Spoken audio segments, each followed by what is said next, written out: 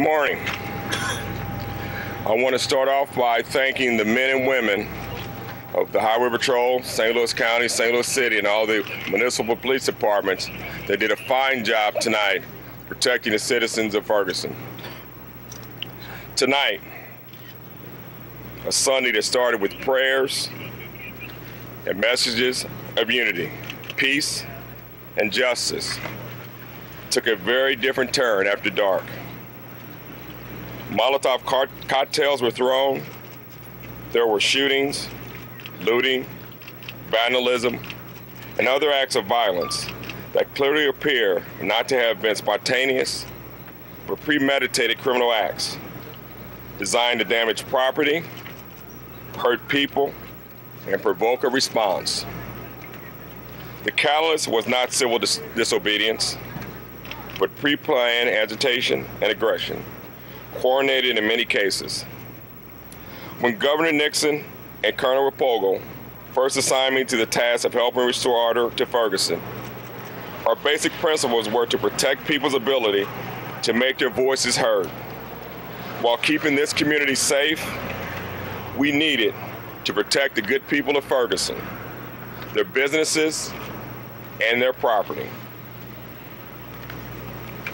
That's why earlier tonight, we were walking with and listening to the peaceful protesters, voicing their frustration in a way that doesn't put others in personal danger.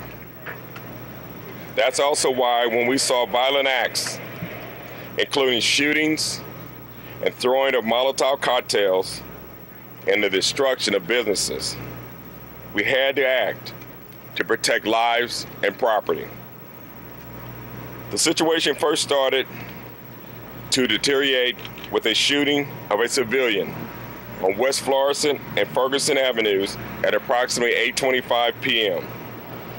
We quickly responded with additional officers to reach the victim and got them to a safe position. That was followed by shots being fired on officers, a number of Molotov cocktails being hurled, and then the looting or vandalism of businesses that included a Domino's Pizza, O'Reilly's Auto Parts, a Family Dollar store, and a self-storage business. All were on West Florissant. These are some of the shootings tonight, in addition to the shooting at 8:25 p.m. 1 minute later at 8:26, shots were fired to the north on Canfield. At 8:27, there was a report of a subject down. At 8:28, there was a report of 8 people with guns. Tactical teams were dispatched. At 8:56, hundreds of protesters marched toward the Northland Shopping Center where we stand at this moment, the site of this command post. As the crowd approached the shopping center, multiple Molotov cocktails were thrown at police.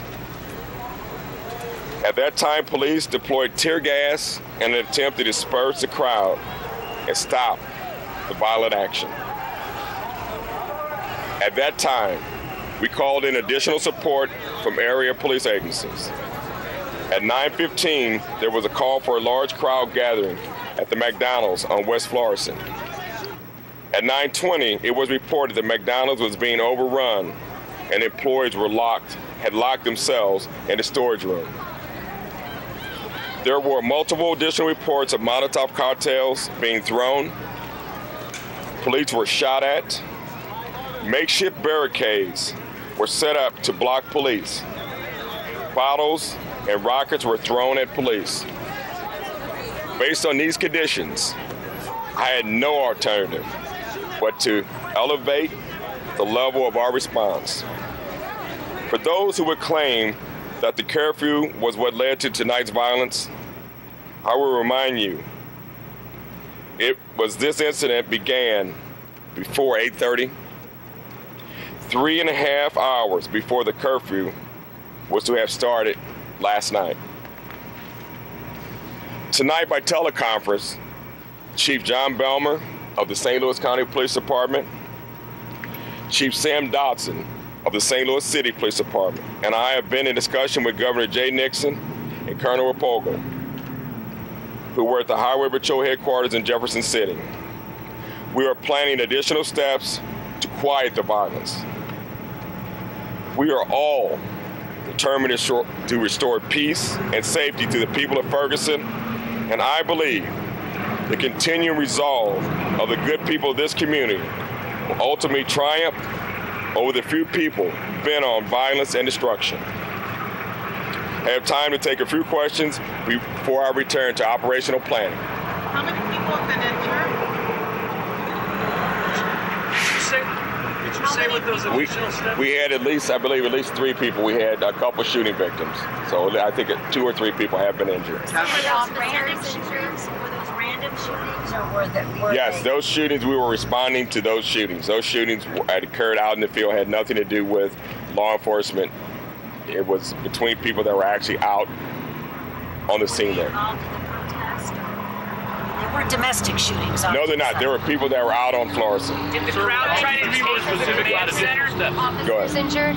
There were no officers injured. Did the crowd try to be the command center? So you mentioned additional steps. Can you tell us what additional steps you're now considering? We are going to go back and do some operational planning to determine what that will be. Is the crowd trying to take pulling the National Guard in? No, at this point, we're taking additional steps and we will evaluate our resources. Units aware that there were families with little children amongst the protesters that were approaching the command center here at the time that smoke and tear gas were fired on the crowd? At this time, when we were approached by the crowd, the bottles were thrown. We had subjects coming over the hill. Could you talk about how fired on directly, sir? One more question, guys. You said that this is organized. Can you talk about why you think it's organized? Under arrest. What are they being arrested for? Failure to disperse. And how many arrests? How many arrests? How many arrests, sir? That's all we've got. Thanks. All right, Captain.